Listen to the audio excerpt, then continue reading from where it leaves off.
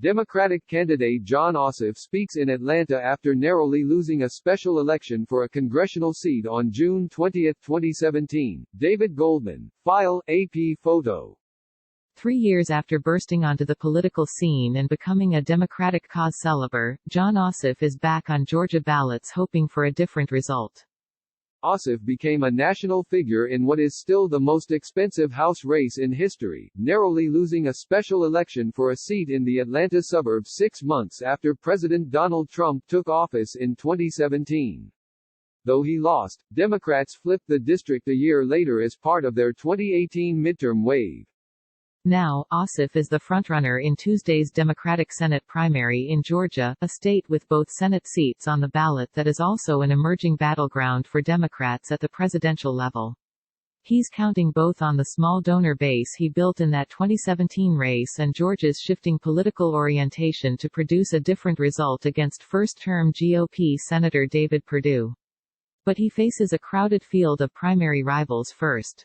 There's no doubt that having run and narrowly lost the biggest congressional race of all time has given me perspective that's valuable, Ossoff said in an interview.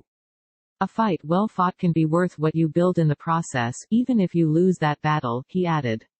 And with 2 Senate seats, with the presidential tangibly investing here, this is Georgia's year. In contrast to Ossoff's 2017 defeat, Tuesday's primary has received little national attention, or outside spending, compared to races in North Carolina, Maine, Iowa and elsewhere. It's the only major primary where national Democrats have decided not to throw their weight behind a candidate despite heavy party involvement in other nominating contests. Ossoff is the clear favorite to finish first Tuesday, holding a lead in public and private polling and a massive financial advantage. The biggest question is whether he can cross the 50% threshold to win outright, or whether the race will go to an August runoff.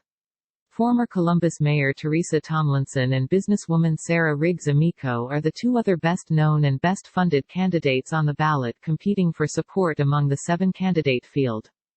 Public polling has shown Ossoff below the 50% mark, and Democrats are divided on his chances to win outright Tuesday, according to conversations with more than a half-dozen Democrats in Georgia and Washington following the race. A runoff could mean less time for the eventual nominee to raise money and build a campaign to challenge the well-funded Perdue. Georgia has not been atop Democrats' targeted races, but it could boost the party's chances to retake the chamber. If Joe Biden wins the presidency, Democrats need to gain 3 seats in order to capture the majority, and with a potential loss looming in Alabama, the party has worked to expand the map of targets to include burgeoning battleground states. The primary was originally scheduled for May but was moved and consolidated with the presidential primary because of COVID-19. And while massive turnout is expected largely through mail-in ballots, a large number of voters never received their requested absentee ballots. It has also been overshadowed by the special election for the state's other Senate seat, given the GOP infighting between Senator Kelly Loeffler and Representative Doug Collins. But that race won't appear on the ballot until November, with all candidates regardless of party running together.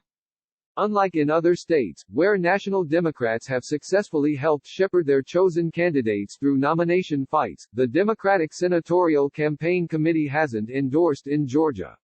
Stacey Abrams, the party's 2018 gubernatorial nominee who has become a potential vice presidential pick, has endorsed Senate candidates in other races but not taken a side ahead of Tuesday in her home state.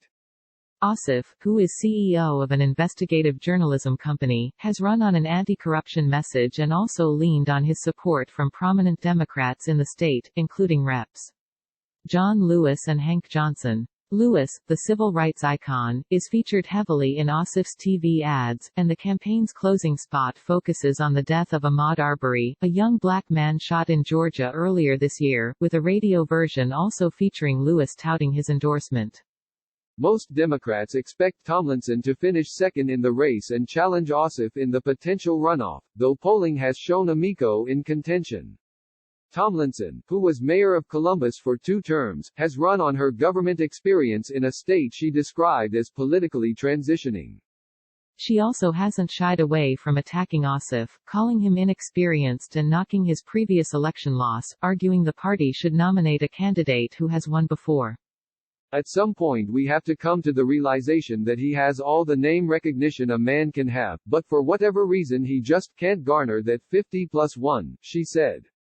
There's no way we can go into the general election in this pitched political battle to transform the state of Georgia to a purple state at least with a candidate that weak.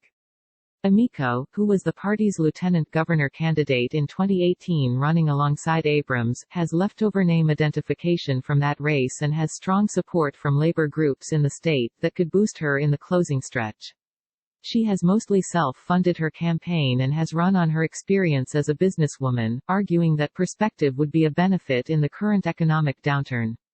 We're proud of the campaign we've run to stand up for access to affordable health care and justice for marginalized communities, Amico said in a statement provided for this report. Ossoff's campaign has spent more than $2 million on TV, compared to just over $670,000 for Tomlinson and nearly $530,000 for Amico, according to data from Advertising Analytics. He outraised Perdue in the previous 7 weeks, according to recent FEC filings, though the incumbent maintains a substantial cash advantage over the Democratic field. Perdue's campaign is eager to set expectations high for their most likely opponent.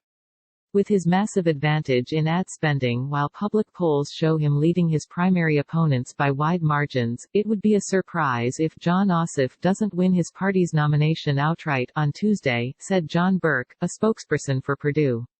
Helen Kala, a spokeswoman for the DSCC, did not address the committee's lack of endorsement in the race, but said in a statement that Perdue is a weak incumbent, and Republicans are losing ground across the Senate map, and Georgia is no exception. The runoff would be in August, and while most Democrats downplayed that it could jeopardize their ability to be competitive in the fall, some expressed concern.